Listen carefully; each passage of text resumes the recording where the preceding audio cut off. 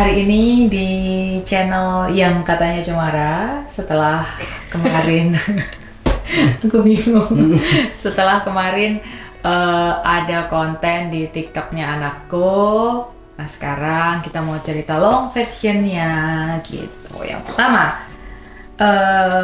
alasannya pengen tahu, mungkin banyak yang pengen tahu, ada komentar-komentar yang pengen tahu kenapa sih memilih sekarang up di sosial media. Kan sebelum-sebelumnya memang circle kita udah tahu semua ya kondisi sebenarnya kan. Sudah tahu. Semua sudah tahu, di sekolah sudah tahu, di tempat kerja udah tahu, semua udah tahu, nggak ada yang dirahasiakan. Sebenarnya kita nggak ngerahasiain apa-apa. Di kontenku aku nyebut anakku, suamiku, dan real, ini suamiku dan ini anakku. Terus di satu momen anakku pengen mendeklar itu di sosial media. Kenapa sekarang? Karena udah terlalu banyak komentar di antara positif dan negatif yang jatuhnya itu membuat beban di diriku. Jadi aku ingin clarify biar orang-orang kayak bisa memahami bahwa kita itu bisa menggapai mimpi dengan keinginan kita sendiri. Bukan harus Memaksa takdir. Bukan. Kalau kondisinya bagus pasti bagus gitu kan. Bukan harus kayak kalau keluarga aku kayak gini pasti aku bisa gini, nggak selalu gitu. So I want to show everyone kalau kita itu bisa menggapai mimpi dengan cara kita sendiri, bukan dari orang lain. Intinya semua itu bisa diperjuangkan gitu maksudnya ya. Ya. Dan yang berjuang siapa? Itu diri sendiri. Oke. Nah, sebenarnya ini agak gimmick sih. Aku mau nanya, sebenarnya panggilannya anakku ke suamiku apa? Nggak gimmick sih, emang dari dulu panggilannya itu. Aku manggil M itu M. Bahkan tidak mendiskusikan. Suamiku itu dipanggil M oleh anakku. Aku tidak pernah manggil papa dan lain-lain karena canggung. Iya, maksudnya kita awal kenal kan memang udah M, jadi aku juga nggak pernah maksain buat harus manggil. Dan pertama kali kenal tuh nggak expect akan jadi papaku kan, iya kan. Tahunya kan cuman temennya Bunda gitu ya. Jadi aneh kan kalau misalnya yang awalnya cuman sekedar temennya Bunda, terus Iya bukan aneh sih, udah lebih ke terbiasa manggil M, jadi kayak enggak, maksudnya aneh kan kalau misalnya awalnya temennya Bunda terus aku harus manggil papa, habis itu kan aneh. Yang biasanya aku manggil Kak, Om, sekarang harus manggil papa kan. Dan kita berdua emang nggak memaksa sih, kayak ya udahlah dijalani aja, gimana gitu. Nangis. Sudah lanjut pertanyaannya. gitu. Terus apa Ada lagi? pertanyaan ke M. Kita ngomong M aja ya. Karena anakku manggilnya M. Kalau aku manggilnya Dad. Gimana sih rasanya setelah anakku itu ngomong di sosial media? Oke, gimana rasanya? Rasanya biasa aja sih. Enggak ya, maksudnya paling dulu seringnya lihat komen yang enak, aku yang broken home ini, padahal kita ya berjuang buat itu sih, maksudnya sama-sama berjuang. Aku berusaha menerima Fania mungkin ya membuka hatinya buat ada sosok ayah yang bukan ayah sih, em kan nggak pengen menggantikan sosok ayahmu yang sudah ada gitu. Jadi em itu datang kayak ya sebagai orang tua, itu kan kamu harus membuka diri juga kan, maksudnya sama kedua belah pihak harus sama-sama saling berjuang dan saling membuka diri sih kalau menurutku, gitu nggak sih? Udah Fania lanjut. Harusnya teksnya aku sih. Aku nggak bisa ngomong. Aku gimana rasanya setelah membuat ini ya? Rasanya di antara lega, takut, sama Takut ini ya, takut ada respon yang jelek maksudnya dari netizen. kayak Aku ambil tisu. Annyeonghaseyo. Jadi takutnya itu lebih ke karena orang-orang udah ekspektasi yang sangat-sangat tinggi terhadap aku. Sekarang jatuhnya ekspektasinya mereka ternyata jatuh banget gitu. Jatuhnya kan cukup jauh ya.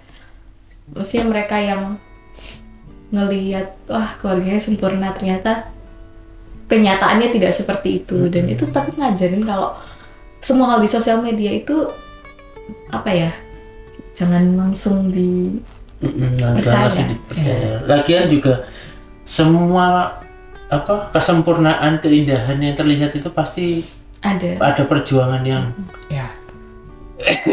ya luar biasa.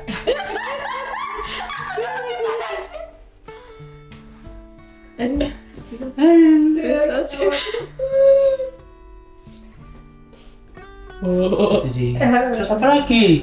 Ya mungkin ini Van. Kamu bahagia dong. Kamu menerima M sebagai orang tuamu itu gimana prosesnya? M juga nanti akan menceritakan gimana bisa menerima kamu itu. Karena awal nikah dulu, awal nikah itu kan ini ya, maksudnya bukan anak kandung apa, itu harus ibaratnya M punya uang 100 juta gitu ya, itu kayak proses harus ngasih ke kamu ikhlas itu butuh waktu. Makanya kalau kayak sekarang gitu ya, ibaratnya aku punya 100 juta, tak kasihin Fania semua 99 juta buat M 1 juta, tak M ikhlas kayak gitu, karena udah apa ya, kayak udah kayak anak sendiri kayak gitu. Mungkin di awal sih kayak masa aku harus ngasihin uangku semua, dia siapa gitu, itu butuh proses sih maksudnya. Tapi lagian juga yang banyak membantu kan Fania, kan sosoknya memang lovable ya. dan banyak kemiripan gak sih, karena kita sama-sama anak tunggal ya. Jadi kayak gak jarang berantem. Terus perasaan pengenmu apa itu nggak usah ngomong, udah tahu kan, karena sama-sama anak tunggal dulunya. Udah selesai. Belum. Kalau aku belum jawab gimana rasanya setelah Fani membuat video. Susah ngomongnya. Jadi sebenarnya nangis toh ini. Susah. Kalau ibu itu susah. Jadi kalau ibu-ibu itu kan lebih, iya kan? Iya. Ya apa kayak pokoknya intinya agak takut karena stigma masyarakat Indonesia masih ada mungkin beberapa yang rasa kalau keluarga yang misalnya pernah bercerai terus kemudian menikah lagi itu tidak akan baik-baik saja untuk tumbuh kembang anak. Itu perjuangannya berat banget, gak cuma di aku ya, tapi ya gitulah. Buktinya produknya jadi kayak gini. tapi kan sangat dibantu memilih pasangan itu kayak ya memahami kondisi gitulah pokoknya. Oke, intinya begitu. Nanti aku akan cerita panjang lebar di sequel yang lainnya. Langsung aja. Gimana reaksi teman-teman pas tahu kondisi keluarganya Fania? Ini kalau reaksi netizen kan kita udah tahu nih. Tapi reaksi circle, karena sebenarnya sejak SD, SMP, SMA di sekolah itu udah tahu semua ya. Sebenarnya sudah tahu semua. Gimana reaksi teman-teman? Waktu SD kayaknya nggak banyak yang tahu dan nggak banyak yang sadar, dan aku nggak mau ngasih tahu karena waktu SD semuanya memiliki keluarga yang baik-baik saja dari cerita mereka ya, karena kan mereka yang ngerasain ya. Tapi ada satu guru yang tahu kan? Iya, dan itu waktu tahu aku masih ingat, aku dibawa di ruangan sendiri karena itu kayak hari keluarga, jadi harus ngundang ibu dan ayah. Terus sebelum hari itu terjadi, itu aku dibawa ke satu ruangan terus ditanya, nggak apa-apa kalau misalnya bunda aja yang datang, beneran nggak apa-apa. Terus aku jawabnya nggak apa-apa, maksudnya dulu aku ngerasa ya itu takdirku, jadi aku harus terima aja. mau nggak mau kan, aku harus ngeiyain, aku harus bersikap nggak apa-apa di depan teman-temanku yang sedang berbahagia, dan aku harus bersikap bahwa aku juga anak yang normal yang mendapatkan kasih sayang yang cukup kok sebenarnya. Walaupun perjuangannya lebih susah daripada anak-anak lainnya. Tapi kalau reaksi teman-teman nggak terlalu merhatikan karena kan masih kecil juga, jadi nggak semua bisa paham kan. Terus waktu SMP reaksinya itu lebih kerasa karena kan teman-teman di SMP udah bisa memahami, tapi rata-rata keluarganya itu masih utuh. Jadinya ya banyak nanya juga, mereka banyak nanya. Awalnya juga shock, terus pengen tahu. Kepo. Kasihan sama kamu gitu ya? Iya, sering nanya, kamu pernah depresi atau enggak? Kamu pernah stres atau enggak? Kamu pernah ini itu enggak? Gimana rasanya? Dari kapan? Dari umur berapa? Dari masa apa? Jalaninnya gimana tuh? Ya mau nggak mau harus dijawab satu-satu kan? Maksudnya mereka nggak salah untuk bertanya, dan pada saat SMP juga aku udah ikhlasnya lebih ikhlas lagi karena kejadiannya kan dari kecil, jadi I've been through a lot dari kecil, dan masa-masa sedih, masa-masa emosi itu udah terlewati semua, jadi udah bisa accept apa yang terjadi. Terus waktu SMA aku nggak tahu banyak yang tahu atau enggak, pokoknya guru-guru tahu karena kan rapotnya. Terus kalau teman-teman ada beberapa yang tahu, ada beberapa yang enggak. Dan awalnya mereka tahu juga mereka shock karena ngelihat di sosial media kayak gini, ternyata kenyataannya kayak gitu. Tapi mereka mungkin karena lebih dewasa juga, jadi udah nggak terlalu banyak tanya, nggak terlalu banyak kepo. Tapi tetap yang pertanyaan yang ditanya itu sekarang kayak kamu nggak stres, kamu nggak depresi, sama terus kalau misalnya kamu bersama keluarga kamu yang satunya gitu, kamu nggak takut dilihat sama orang gitu ya? Jawabannya juga enggak, karena ngapain takut kalau memang itu apa ya, kenyataan dan lingkungan yang aku punya gitu. Jadi nggak apa-apa, in our real life itu santai dan nggak apa-apa banget ya. Dan sebenarnya nggak tahu, kalau ditanya pernah stres, pernah depresi, sebenarnya nggak tahu ya. Karena kan kayak ya udah sudah dijalani aja hidup ini. Maksudnya nangis iya, nangis berat iya, nangis lama iya, nggak mau ngomong, nggak mau makan lama iya, tapi aku merasa masih sanggup untuk berjalan jadinya. Seperti itu. Ada yang mau ditambahkan? Enggak, cuman memang ya keseharian kita ya kayak di sosial media itu sih, nggak ada yang ditambahin, nggak ada yang dikurangin. Cuman memang masalah di statusnya aja, seperti itu. Jadi kedekatan sama Fani ya sama ya, memang kayak gitu. Memang deket. Nggak yang pura-pura dong. Nggak yang pura-pura deket, tapi syuting terus nangis gitu. Nah ini pas syuting yang nangis. Iso ngomong. Itu ya, cuman memang di masalah statusnya aja. Ada pertanyaan. Apa? Ini pertanyaannya yang nulis Fania. Gimana perasaannya waktu menikah sama aku? Padahal aku udah punya anak. Buy one get one free. Buy one get one free. Iya. Berat. Padahal kan suamiku ini belum pernah menikah sebelumnya. Dan lebih muda. Makanya kalian bilang awet muda, kalau memang lebih muda. Gimana ya? Pertama, otomatis awalnya kan dari kamu dulu kan, maksudnya memang aku cinta sama kamu.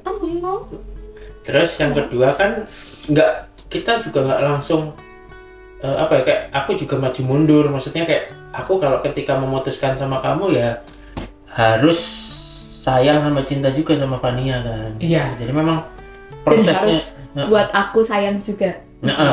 Maksudnya makanya kan susah.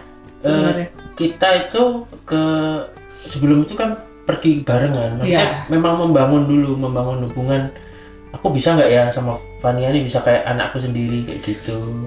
Terus kita mutusin juga 2 tahun pertama itu nggak bikin anak dulu, karena kan memang fokus buat apa ya, biar kalau ada anak dulu takutnya aku belum benar-benar bonding sama Fania, udah ada anakku sendiri. Sama yang satunya, kalau misalnya aku udah punya adik, nanti aku ngerasa kebuang. Nah ya benar, kayak gitu sih. Tapi sekarang ya belum dikasih, memang Belum dikasih, akhirnya mungkin ya guys. Mungkin udah cukup aku aja. Iya. Aku aja kan kayak anak kecil. Jadi dulu itu memang suamiku itu pas pertama kali menikah itu ya perjuangannya banyak. Kita itu pergi dulu ke jalan ke Korea buat bonding gitu ya, untuk memutuskan apakah, jadi sebelum suamiku ngelamar aku, kita trip ke Korea, tapi bukan trip bertiga loh ya, bukan bertiga, ikut travel gitu. Kenapa harus ikut travel itu loh, agency travel itu loh, yang nggak trip sendiri. Jadi rombongan bareng-bareng. Kenapa? Karena kan kita memang belum menikah kan, jadi ya udah kita ikut rombongan itu supaya kita aman gitu loh, bareng banyak orang Indonesia banyak, terus lebih kenal satu sama lain. Terakhir pertanyaan buat Fania, dengan adanya reveal ini, Fania, nanti aku tanya ke Papa Ayo dan ke adikku sendiri, takut kehilangan teman sejati yang nonton nggak? Takut banget malah, tapi aku juga nyadar ada waktunya yang harus ngomong, dan ada waktunya juga harus memberikan pemahaman bahwa kita itu bisa menggapai mimpi dengan diri kita sendiri. Jadi kita nggak boleh kayak aku harus punya keluarga yang ini, aku harus punya uang banyak buat nggapai mimpiku, itu jangan. Karena waktu dulu aku juga menggapai mimpiku buat jadi seperti ini tuh juga hanya bermodal pikiran yang sedih sama bermodal handphone yang retak. Dan itu tanpa orang tua mengetahui sama sekali. Jadi asal kita mau, asal kita niat, itu pasti bisa. Itu sih pesan yang penting sebenarnya. Asal kita mau menggapai mimpi dengan cara apapun, asal caranya baik dan positif dan tidak merugikan orang lain, itu pasti bisa kecapai. Entah dari start yang kecil atau langsung gede, itu pasti kecapai. Apa yuk? Apa itu? Tadi pertanyaannya. Lo bisa Takut nggak kehilangan? Oh ya, takut kehilangan teman sejati yang nonton. Secara kan mungkin setiap Papa Ayo bikin konten, ada aja yang komen keluarga Pengen Cemara. banget. Apalagi itu yang kita begini-begini kepalanya itu kan pasti keluarga Cemara banget kelihatan. Sama yang biasanya komen, mau nonton konten Papa Ayo biar kerasa kayak keluarga Cemara gitu. Ya, kalau aku sih mungkin ya awalnya juga aku niat bikin konten juga nggak berniat ada yang nonton, jadinya ya sudah, maksudnya kalau emang mau nonton ya monggo, kalau ada yang pro sama kontra ya monggo, maksudnya kita berusaha bercerita aja, mudah-mudahan bisa menginspirasi, kayak gitu aja sih. Jadi ya kalau masalah yang nonton ya diserahin ke mereka mau nonton kita apa enggak. Cuman yang jelas konten-konten kita ya wis gitu, memang kenyataannya seperti itu. Oh udah. Kalau aku pesan sebenarnya gini, perempuan dari dulu aku ngerasa sebagai perempuan itu selalu dianggap sebagai korban, perempuan selalu dianggap sebagai pelengkap dan lain sebagainya. Tapi ternyata sebenarnya perempuan tuh kayak bisa memperjuangkan hidupnya gitu, memilih untuk bahagia atau nggak bahagia. Susah ngomongnya, untuk bahagia atau nggak bahagia. Even memilih mengasuh anak seperti apa itu pilihannya juga.